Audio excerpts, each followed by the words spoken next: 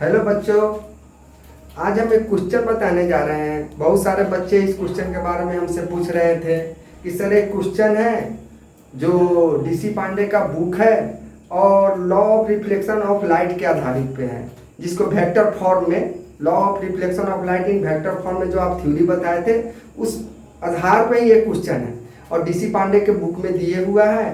और हम लोग से शायद सर समझ में नहीं आ रहा वहाँ सोल्यूशन क्या है, हमको कुछ समझ में नहीं आ रहा है। थोड़ा ये क्वेश्चन सर अपने स्तर से आप बना दीजिए। जो थ्योरी आप दिए थे, जो थ्योरी को देकर एक्सप्लेन किए थे, आप थ्योरी का प्रूफ दिए थे, उस थ्योरी पे इस क्वेश्चन को आप बनाकर दिखा दीजिए, ठीक है। तो इस क्वेश्चन को हम बनाएंगे क्योंकि जो हम थ्योरी दिए थे उस थ्योरी पे ये क्वेश्चन बहुत आसानी से बन जाने वाला है। इसमें ज़्यादा कोई झंझट है नहीं, 1 से 2 लाइन में भी बन जाएगा।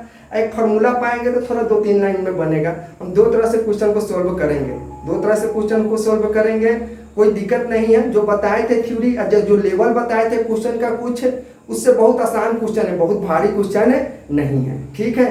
तो आज इस क्वेश्चन को हम बताने जा रहे हैं, ठीक है। बहुत बड़ा क्वेश्चन नहीं, बहुत छोटा क्वेश्चन है, ठीक है। कोई दिक्कत नहीं है, क्वेश्चन आप लोग आसानी से समझ जाइएगा। अगर आप मेरा थ्योरी देखे हैं तब, थ्योरी समझे हैं तब, थ्योरी में जो डेरिवेशन मेरा आया है, थ्योरी में जो डेरिवेशन किए हुए हैं law of reflection of light in vector form में, थ्योरी में जो डेरिवेशन किए हैं, अगर उस थ्योरी को आप समझ रहे हैं तो क्वेश्चन आप आसानी से बना सकते हैं। उसमें हम बताए थे, उस थ्योरी में हम unit vector along incident ray लिए थे, यूनिट वेक्टर एलोंग नॉर्मल रे लिए थे और unit vector along reflected ray लिए थे। यूनिट वेक्टर में ही उस थ्योरी को हम साबित किए थे। आज उसी थ्योरी के आधार पर इस क्वेश्चन को हम बताएंगे, एक शॉर्ट तरीका में भी बताएंगे।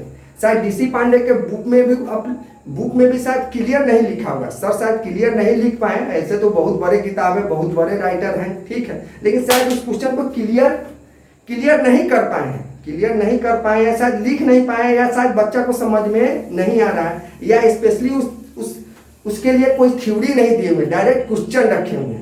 और कुछ लोग यहाँ भी बताने का कोशिश किया है जो बच्चा को समझ में नहीं आया। कुछ लोग यहाँ पर भी यूट्यूब पर अपना क्लास डाला है, कोशिश किया है, समझ में नहीं आया है, शायद इसीलिए बच्चा लोग हमको बार बार परेशान कर रहा था।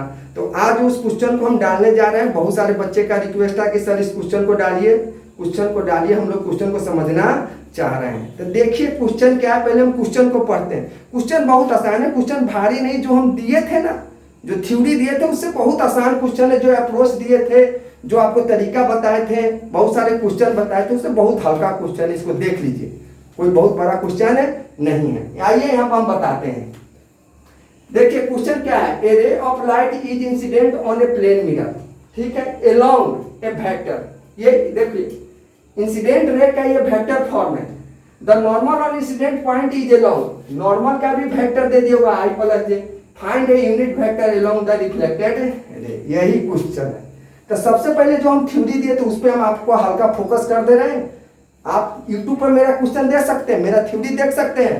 हम बताएं law of reflection in vector form, वहां आप मेरा थ्योरी पुनः दे सकते हैं। उस थ्योरी के रिजल्ट को हम एक बार समझाते हुए इस क्वेश्चन को डील करने जा रहे हैं। देखिए आप लोग इसको देखिए। पहले थ्योरी पर सॉल्यूशन करने से पहले हम थ्योरी पर थोड़ा चर्चा कर देते हैं। हम बताए थे ये प्लेन मिरर है, ये इंसिडेंट रे है और ये रिफ्लेक्टेड रे है, ठीक है, और ये आपका नॉर्मल है, ठीक है। इंसिडेंट रे के अलोंग यूनिट वेक्टर हम ए लिए थे, नॉर्मल के अलोंग एन लिए थे, और रिफ्लेक्टेड रे के अलोंग यूनिट वेक्टर A2 लिए थे।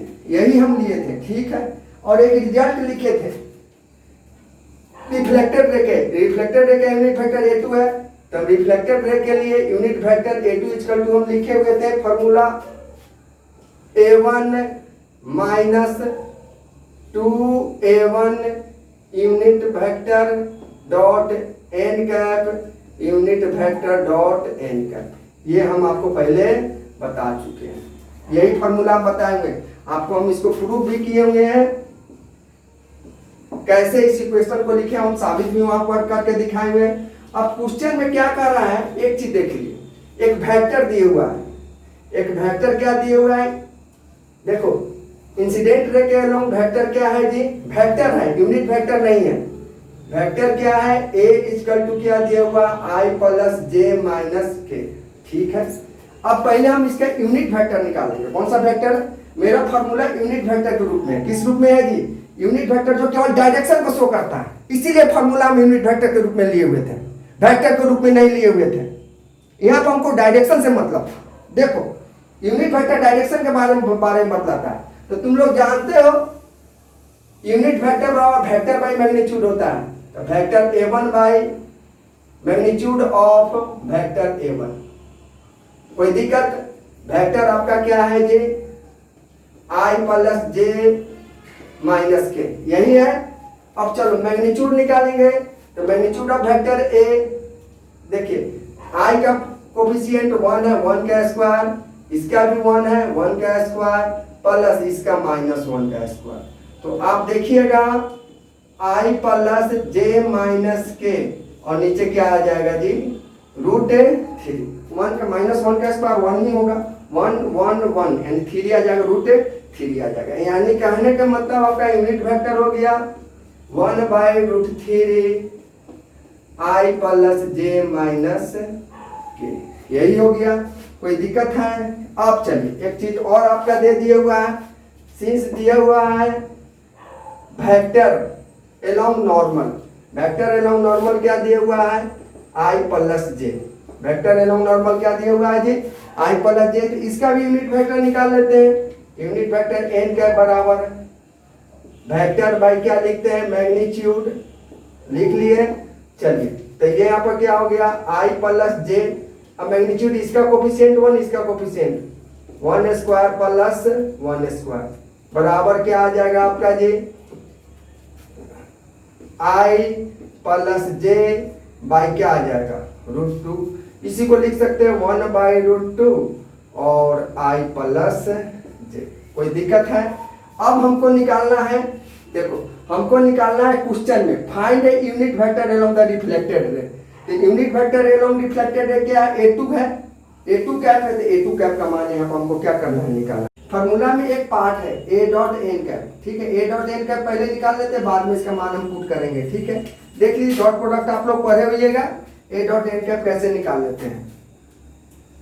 a1 डॉट एन कैप का वैल्यू निकालेंगे, सिंस a1 इक्वल टू हम निकाले हैं 1 by √3 i plus J minus के डॉट, इसका क्या है एन कैप का 1 बाई √2 i प्लस जे, ठीक है।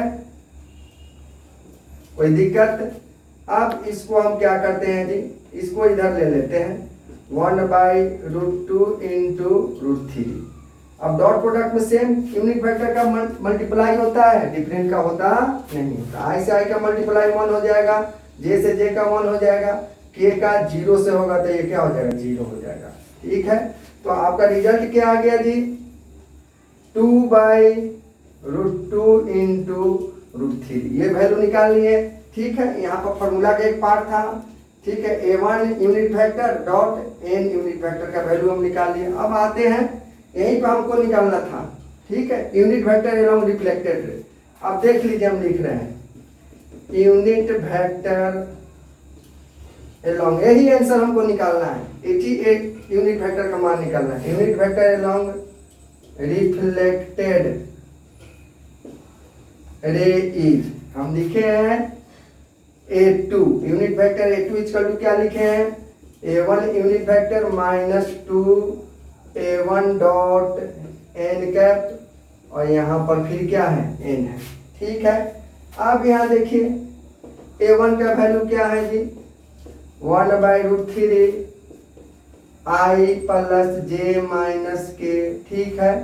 और यहाँ पर देखिए 2 है, a1 डॉट n कैप का वैल्यू हम क्या निकाले हैं, 2 बाई √2 इंटू √3, और n कैप का वैल्यू क्या निकाले हैं, n कैप का वैल्यू यहाँ पर है 1 बाई √2 i प्लस जे। कोई दिक्कत है? अब यहाँ देखिए √2 से √2 2 आ जाएगा, और ये 2 क्या हो जाएगा, कैंसिल हो जाएगा। अब यहाँ पर देखिए 1 बाई √3, यहाँ पे भी 1 बाई √3 है, 1 बाई √3 दोनों से कॉमन ले लेना है, 1 बाई √3 कॉमन ले ले रहे हैं। अब बच जाएगा यहाँ पर क्या देखो 1/√3 और 1/√3 कॉमन ले रहे हैं, अब बच जाएगा i प्लस जे माइनस के, ठीक है। और माइनस 2 तो यहाँ पर है और यहाँ पर क्या है जी i प्लस जे, ठीक है। आप चलिए और √3 भी है, दोनों में √3 तो हम कॉमन लेने के बाद कहे थे ना, कॉमन ले लिए, ठीक है। यहाँ से 1/√3, यहाँ से 1/√3 कॉमन ले लिए, यहाँ बच गया i प्लस जे माइनस के और यहाँ बच गया 2 और i प्लस जे, चलिए ठीक है। 1/√3 i प्लस जे माइनस के और यहाँ पर -2i और -2j, तो बराबर 1/√3 आ गया। तो चलिए -2i में से आई जाएगा तो -i हो जाएगा, -2j में से j जाएगा तो -j हो जाएगा और माइनस के, यहाँ से माइनस कॉमन ले लेते हैं तो -1/√3 i प्लस जे माइनस के, माइनस नहीं प्लस, माइनस कॉमन ले लेते क्या हो गया प्लस। यही आंसर आपका बुक में दिए हुआ, शायद बुक सही से एक्सप्लेन नहीं कर पाए हैं और कुछ टीचर भी एक्सप्लेन नहीं कर पाए हैं। इस क्वेश्चन को तो हम बताए थे, जो फार्मूला था उसमें हम बताए थे, और इसी फार्मूला पर जब हम आपको कुछ क्वेश्चन बताए थे तो हम बोले थे रिफ्लेक्टेड रे में केवल नॉर्मल का साइन चेंज कर जाता है, रिफ्लेक्टेड रे में केवल किसका साइन चेंज कर जाता है जी, नॉर्मल का। उस पर आइएगा तो क्वेश्चन एकदम आसानी से बन जाएगा, एक लाइन में क्वेश्चन आपका बनने जा रहा है। केवल फिगर दिखा रहे हैं, नॉर्मल को दिखा रहे हैं और सीधे हम रिफ्लेक्टेड रे का हम इक्वेशन को लिख देंगे। देखिए हम एक लाइन में क्वेश्चन को बनाने जा रहे हैं, जो लास्ट में हम आपको कॉन्सेप्ट दिए थे हौले हौले का कॉन्सेप्ट, कि क्वेश्चन हौले हौले भी बन जाएगा। आज हम बताने जा रहे हैं एक लाइन में क्वेश्चन का आंसर लिख सकते हैं। अगर आईआईटी में पूछता, हम बोले थे बहुत साल बहुत पहले प्रीवियस 1980 से पहले प्रीवियस आईआईटी में सब क्वेश्चन पूछा जाता था, ठीक है। लेकिन अगर पूछेगा तो 1 सेकंड में आप इसको बना सकते हैं, आंसर देख कर आप बोल सकते हैं, वो भी हम बताने जा रहे हैं, ठीक है। चलिए आइए इस क्वेश्चन का हौले हौले मेथड आप देख लीजिए, शॉर्टकट मेथड जिसको कहते हैं उसको हम हौले हौले मेथड कहते हैं, जिसको आप थोड़ा देर में बना सकते हैं। देखिए इसको हौले हौले मेथड देख लीजिए। एक फिगर हम बड़ा खींचते हैं, ठीक है, यहीं पर सारा फिगर से ही सारा कुछ दिखा दे रहे हैं, फिगर पे ही आपको पता चल जाएगा। ये इंसिडेंट रे है, ये रिफ्लेक्टेड है, जिसको बार बार हम चर्चा कर रहे हैं। इसके एलोंग वेक्टर a1 मान लेते हैं, नॉर्मल के एलोंग वेक्टर n मान लेते हैं और रिफ्लेक्टेड रे के एलोंग a2 मान लेते हैं। कोई दिक्कत? आप चलिए इसका वेक्टर क्या दिया हुआ है i प्लस जे माइनस के, ठीक है।